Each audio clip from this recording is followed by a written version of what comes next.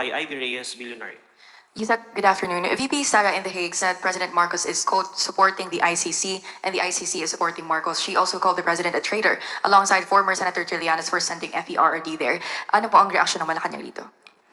Ang lahat po halos ng sinasabi ng Vice Presidente sa ngayon ay walang basihan, walang saysay, useless, at nonsense. Maaaring ito ay kanya nasasabi out of frustration dahil ang kanyang ama ngayon ay nililitis sa ICC. Tandaan din po natin, uulit-ulitin natin, ang kaso na naisampa kay dating Pangulong Duterte ay noong taong pang 2017, habang ang Pangulo, si Pangulong Marcos Jr. noon, ay isang ordinaryo at pribadong mamamayan lang. Hindi ito kasalanan ni Pangulong Marcos Jr. Tumutupad lang ang Pangulo sa batas. Kung mayroong dapat sisihin, walang iba, kundi ang kanyang sariling ama. Dahil sa mga pag-amin nito na siya mismo ay pumatay at nagpapatay. Kasama ang ibang mga co-perpetrators. Malamang ay ikanalulungkot lamang niya dahil ang ICC ay isang impartial court. Hindi maaaring gamitan ng impluensya at hindi kayang takutin, nasaktan o anumang pwedeng gawing karahasan. So, muli, ang mga sinabi po ni Vice Presidente ay pawang walang katotohanan, useless, baseless, nonsense. Yusek, nagbago na po ba yung pagtingin ng Pangulo na hindi tayo babalik sa ICC? Sa ngayon ay wala pa rin pong anumang update. Katulad pa rin po ng aking sinabi, sa ngayon ay wala pa po na pag-uusapan kung kinakailangan ng mag-rejoin sa ICC. Follow up po, Ivan Mayrina, GMA News. Yusek, maidagdag ko na rin. In describing gun violence, VP Sara in that same speech said that she can hire a gunman for 5,000 pesos in the Philippines to kill her husband's mistress, citing a hypothetical example. Your reaction to this, and how would the palace characterize gun violence in the Philippines? Ang Pangulo po at ang administrasyon na ito ay kumakalaban po sa mga criminal acts, sa mga ginagawang krimen. Kung siya naman po pala ay mayroon ng kinalaman patungkol dito, hindi po ba dapat siya ay tumulong para ito ay mabawasan? Or at least maibigay niya ang datos patungkol dito. Matagal na siyang opisyal, matagal din namuno ang kanyang ama bilang presidente. Bakit kaya hindi ito nasawata kung totoo ang kanyang binabanggit patungkol dito? Dapat siya na ang nauna na ito ay pigilan at hindi i-promote ang pagkausap sa isang assassin para pumatay sa taong kanyang kinaiinisan o sa taong siya ay galit. Next question po, Anso Pirano, Juan Buracho. Yusek, good afternoon po. Ma'am, sa 10th day ng impeachment trial kahapon, may reaction po ba ang Malacanang kung meron lang po? Regarding po sa testimony ng dalawang dating Land Bank branch manager, kaugnay ng withdrawal ng confidential funds ng OBP at DepEd under po ni VP Sara noon. Naniniwala po ba ang palasyo na ang naging testimony ng mga bank managers ay nagpapakita ng kahalagahan ng accountability sa paggamit ng confidential funds? Mahalaga po kasi na magkaroon po talaga ng transparency and accountability. Ang napatunayan lamang po kahapon ay talagang nagkaroon ng withdrawal ng funds or pera mula sa mga nasabing bangko. At yun ay hindi naman pinasinungalingan. Kung ang nakita nila ng mga bank representatives ay unusual ito, ang dapat sigurong gawin ng mga opisyal ng bangko. Unusual ito, so ito ba ay masasabing dapat na i-report sa AMLA? Official man, public official, government, private, kung nakita nilang unusual, hindi po ba dapat ito ay na-i-report sa AMLA? Siguro, yun lang po yung naging kakulangan dahil sa ngayon, ang batas natin ay sapat at kinakailangan lamang pong sundin. Nagiging problema lamang po dito na kahit nilang tayong batas, pero pilit na nilalabang para sa sariling interes. So, ang kailangan lang po ay mga tao na magpapa-implement ito at susunod sa batas. Ma'am, follow up. May nakikita po bang pangangailangan ang Malacanang na repasuhin ang mga patakaran sa pag-withdraw at pag-monitor ng confidential funds ng mga ahensya ng gobyerno kasunod po ng naging testimonya ng dalawang bank managers? Katulad na aking sinabi, kompleto sa ngayon ang ating batas. Kung malinis lang ang tao, kung walang balak na gumawa ng anumang anomalya o pagnanakaw ng pondo, ang batas ay dapat na sinusunod.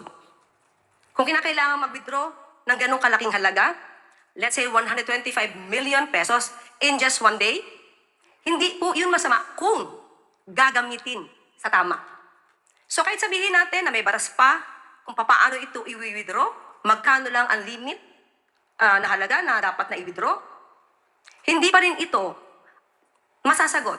Hindi pa rin ito ang solusyon kung hindi mababago ang tao na maaaring nagnanakaw ng pondo. Ang dapat nating ripasuhin ay yung mga tao na merong intensyon na gumawa ng mali sa pondo ng bayan. Yun ang dapat natin na pahintuin. Magandang hapon, ma'am. Ma'am, sa issue po ng systems loss removal, sabi po ni Meralco Chairman Manuel Pangilinan, and I quote, "It's a big bill for the industry because it cuts across generation, transmission, and distribution. The bill is too big for the industry to absorb all of it. So there's got to be that discussion. It's going to impact the entire power industry in this country." Maganda po na senyales yan, although marami po talaga pagdaraanan na pag-aaral at marami maapektuhan, but at least nakikita po natin na open sila for discussion. At ngayon ay kinuha ko rin po, dahil nga po nabalitaan natin yan, kinuha ko na rin po mismo ang mensahe ni Secretary Sharon Garin. Ang sabi po ni Secretary Sharon Garin ng DOE, "We are currently studying the regulations of ERC, legislations, and other policies and doing consultations with stakeholders. The objective is to lower electricity rates, and I ask for patience and cooperation of all stakeholders while we craft the policies." So, lahat po ito ay inaaral at bubuuin po ng hindi naman po masyadong burdensome din sa iba nating mga kababayan at sa mga investors and utility companies. Follow-up question po, Ivy Reyes, Billionaire. Yusek, open po ba ang Malacanang to discuss conditions from rural electric cooperatives? Kasi po ang sabi nila, hindi naman nila kasalanan na may system loss at hindi rin daw po dapat sila o yung National Power Corporation ang mag-shoulder nito. Kaya they're asking for condition na dapat may tax exemption mechanism. Kaya nga po, lahat po ng stakeholders na mayroong mga ganyang concern, mas maganda po talaga na madinig kayong lahat kasi para kung ano man yung maaaring maging issue ay marisolba. Para hindi po lahat ay magkaroon ng pasanin. At ito naman po ay para din sa ating mga kababayan. So, tutulong tayo sa ating mga kababayan, pero syempre po yung mga involved sa ganitong industry ay hindi naman din po dapat na makarga ng sobra ang maaaring maging issue patungkol dito. So, lahat po yan ay dapat na bigyan ng solusyon. Next question po, Katrina Domingo, ABS-CBN.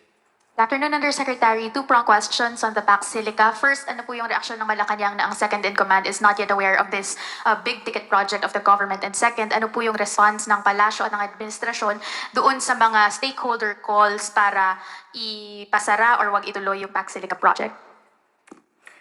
Sa unang tanong, again, pakiulit una muna tayo. Ano po yung reaksyon ng palasyo tungkol doon sa fact na ang second in command is not that aware of the government's big-ticket project? I have no comment. Why so? Nakita naman natin sa video. So, ano pa bang kailangan i-explain? So, ayan na lang po natin. On the second point po, ano po yung tugon ng palasyo dun sa calls to stop the Pax Silica project over issues po ng electricity use, water use, as well as yung hindi daw po na-coordinate dun sa mga local stakeholders doon sa site? Actually, kaya nga po ito ay inihahayag ng ating pamahalaan patungkol sa Pax Silica dahil kung sino man po yung ibang mayroong issue patungkol sa di umano magiging problema sa supply ng tubig, sa supply ng kuryente, lahat pong ito ay isinasaalang-alang ng pamahalaan. So hindi pa siya done deal because as far as we are concerned, this will be part of the Luzon Economic Corridor that has already been agreed upon even during the Biden administration when President Marcos flew to Washington, D.C. So ibig sabihin po, hindi pa final yung Pax Silica project. May chance pa po na hindi ito ituloy ng Marcos administration? Ganun po ba? May chance po na mabago ang ibang mga provisions. Kung ano po yung maaari pang mas maging magandang idulot sa ating mga kababayan, sa bansang Pilipinas, and of course, sa mga partners, yun naman po ay isa sa alang-alang. Last for my end on Pax Silica, this kind of message, hindi po ba magsisend siya ng worry towards investors that the president has been trying to court towards the country because it creates uncertainty na meron ng ganitong project but apparently hindi pa po cast in stone yung ibang provisions? Hindi naman po dahil ngayon po ay talagang inaayos natin. Again, sa mga may mga issues patungkol po dito, mas maganda po makipag-usap po tayo sa mga concerned agencies patungkol po sa Pax Silica para kung ano man ang inyong mga naiisip na magiging problema, ito po ay mabigyan ng solusyon. Next question po, Allen Limos, The Manila Times. Good afternoon, Yusek. Would like to jump on the Pax Silica issue ulit po. There were reports po that Capas Mayor Boots Rodriguez says na, and I quote, although the area is under the administration of BCDA, it's still in Capas and kami yung closest community na maapektuhan. The plan is hindi pa po siya napapresenta sa amin. He also questioned how the government will cushion the environmental impacts sa community and also may reports din po na despite earlier claims of the BCDA, meron nga pong maapektuhan na IB community there, which is the first IB community recorded in the town po. And reaction po. Actually, because of this issue, minabuti po namin na makausap mismo si DCDA President and CEO Joshua Bingka. At hindi po dapat na hindi makausap ang lahat na maaaring involved. So ito po ang tugon. Ibibigay ko po sa inyo para na rin po sa lahat ng maaari pang magtanong kung bakit hindi sila na-consult or may issue sa ganito, may issue sa ganyan. So ito po ang kanyang mensahe. And I quote, "The Bases Conversion and Development Authority has conducted initial meetings with LGUs and government agencies on nuclear cities development plans, including the proposed Pax Silica initiative. These consultations are ongoing, and we will continue to work closely with these stakeholders as the project progresses. At present, BCDA is undertaking ground assessment activities in the area. These activities are being carried out to ensure that planning and decision-making are based on accurate assessment on the ground and are conducted in a responsible and orderly manner." End of quote. So, kung meron pong pahatid na mensahe si Capas Mayor, pinaabot na rin po namin kay CEO Joshua Bingkang para po maaga niya at mabilis niya makausap po si Capas Mayor. Last question po, Dexter Cabalza, Inquirer.net. Good afternoon po, Yusek. Mag-ask lang po ng confirmation if President Marcos has already given authorization to Mayor Commissioner Mendoza to submit tax records of PP Sara Duterte and Manscarpio to the Senate Impeachment Court. So, tinatanong niya ay kung nag-approve na or nabigyan na ng clearance ang Pangulo sa BIR upang mabuksan ang tax records ni VP Sara at saka ni Attorney Manscarpio. Yes. Follow. Ay, sige, follow.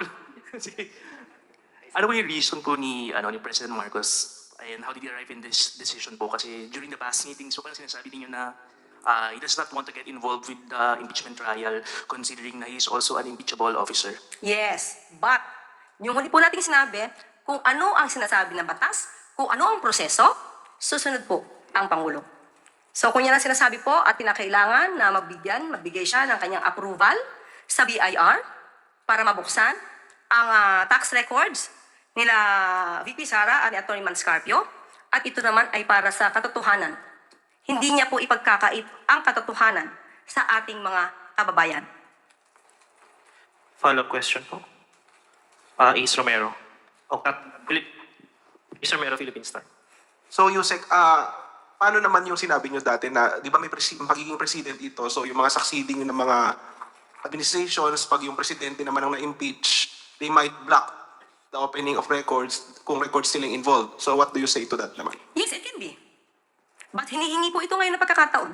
At yun po ang sinasabi ng mga nasa Senado. Yan po ang hiniling. Kahit na po si Senator Lacson, yan di po ang ating nadinig.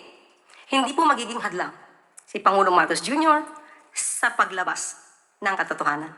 For sure, there will be claims again that this is politically motivated. Magkakaroon ng mga ganong opinion for sure yung mga kritiko ng Pangulo about it. Ano maging reaksyon ng Malacanang kung magkakaroon ng ganong mga pananaw? Sa lahat naman ng pagkakataon, kapag ang Pangulo ay gumagawa ng naayos sa batas, pero merong tinatamaan, laging sasabihin nila, politically motivated. So saan pupunta? Saan gagawi ang Pangulo? Kahit ano pang sabihin ng iba.